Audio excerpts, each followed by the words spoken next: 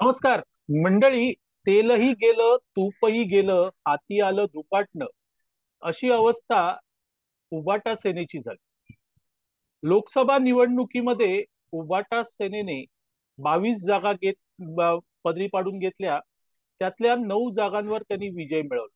खरं म्हणजे नवीन सगळं होतं आणि हा विजय उबाटा सेनेसाठी योग्य होता, मोठा होता. पण मित्रांनो, म्हणतात ना की हा विजयही पचवता यावा लागतो आणि ते पचवणं फार कठीण असतं.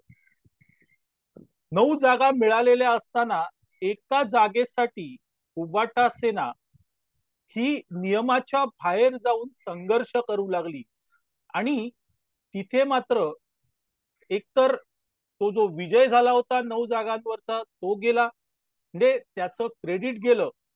आणि पुन्हा ज्याच्यासाठी भांडले ते काही मिळालं नाही. एकंदरीत काय तर तेलही गेलं आणि तूपही गेलं, हाती आलं धुपाटणं.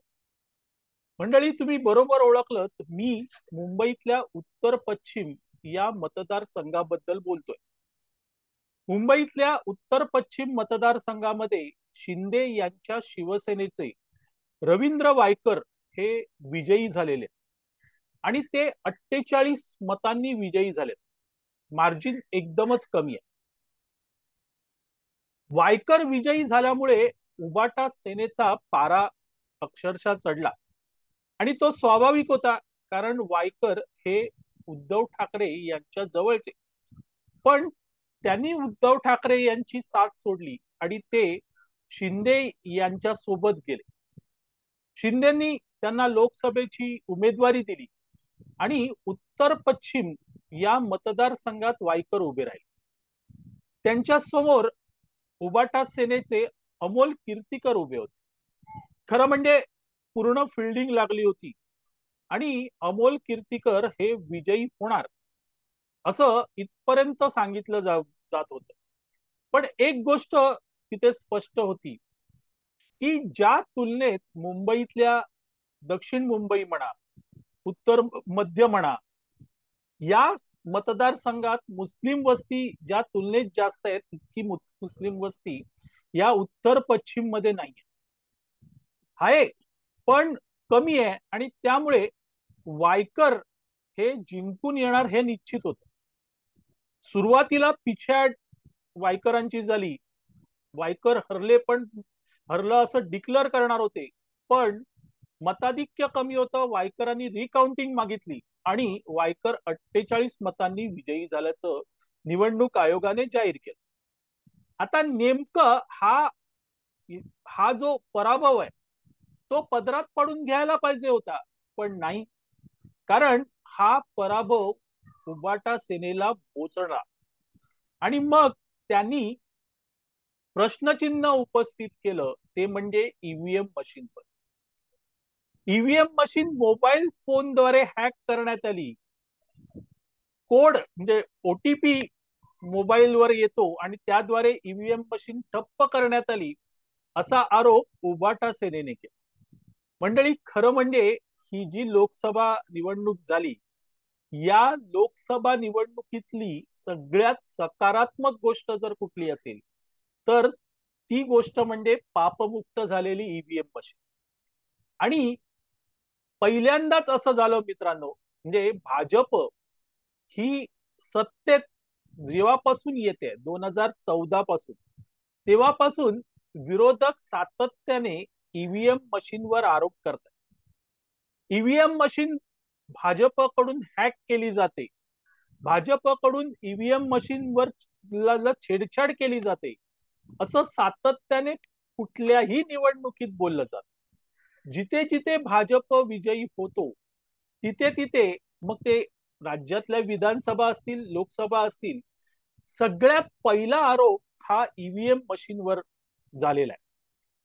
हीच निवडणूक अशी आहे मित्रांनो की त्या निवडणुकीत निकाल लागल्यानंतर ईव्हीएम मशीनवर आरोप झालेले नाही. म्हणजे ह्या ईव्हीएम मशीनला इतक्या मोठ्या अग्निदिव्यातून जावं लागलं की आपण विचारही करू शकत नाही. सगळे सेक्युलर पक्ष, सेक्युलर संघटना या ईव्हीएम मशीनला तुरुंगात बंद करायला निघाले होते. ईव्हीएम द्वारे मतदान घेऊ नका इथपर्यंत गेलं. निवडणूक आयोगाने सगळे प्रयत्न केले. ईव्हीएम मशीन समोर मांडली, येऊन हॅक करून दाखवा सांगितलं. त्यावेळेस हे सगळे शेपूट घालून पळून गेले. कोणीही पुढे आलं नाही. पण तरीही ईव्हीएम बद्दल आरोप प्रत्यारोप सुरूच होते. शेवटी हे प्रकरण सुप्रीम कोर्टात गेलं. आता हे प्रकरण सुप्रीम कोर्टात न्यायला जबाबदार पण देखील कोण? तर हेच सेक्युलर पक्ष आणि त्यांच्या संघटना. शेवटी सुप्रीम कोर्टाने या सगळ्या पक्षांच्या मुस्कटात वाजवली आणि त्यांना सांगितलं की ईव्हीएम मशीन हॅक होऊ शकत नाही. पण तरीही ईव्हीएम असा घोष चालूच होता. आता इतकं सगळं झाल्यावर निदान देशातल्या मीडियाला तरी हे कळायला पाहिजे की ईव्हीएम हॅक होऊ शकत नाही. मित्रांनो, उत्तर पश्चिम मध्ये उबाठा सेनेने जो आरोप केला की ईव्हीएम मशीन हॅक झाली, वायकर यांचे मेवणे त्यांनी मोबाईल फोन आत नेला आणि त्याद्वारे ईव्हीएम मशीन हॅक केली, त्याला मोठी प्रसिद्धी या मीडियानेच दिली. आता खरं म्हणजे मीडिया ने या अशा बातम्यांना प्रसिद्धी देणं म्हणजे हे मूर्खपणाचं लक्षण आहे. कारण सगळं झालेलं आहे. अगदी इंजिनियर येऊन बसलेले आहेत, त्यांनी ईव्हीएम मशीन चेक केली आहे, त्यांनी हॅक करण्याचा प्रयत्न केलाय, सुप्रीम कोर्टानेही सांगितलेलं आहे.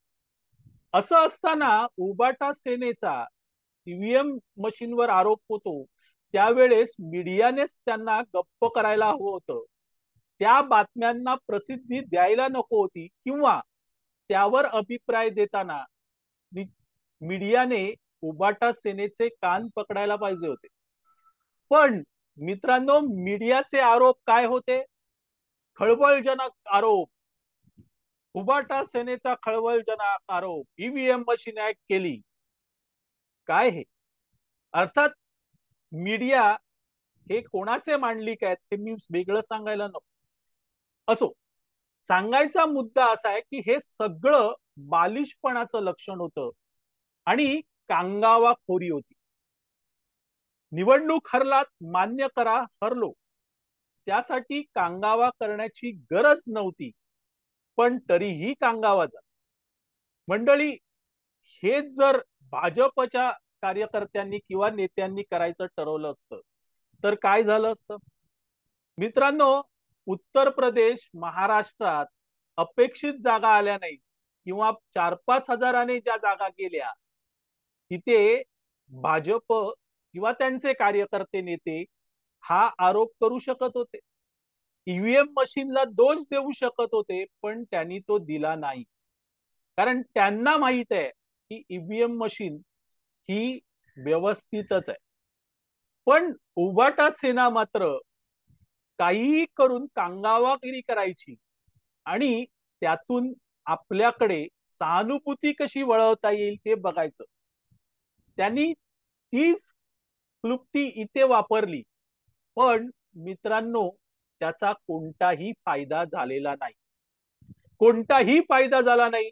वायकर हेच विजयी आहेत हे निवडणूक आयोगाने जाहीर करून टाकलं.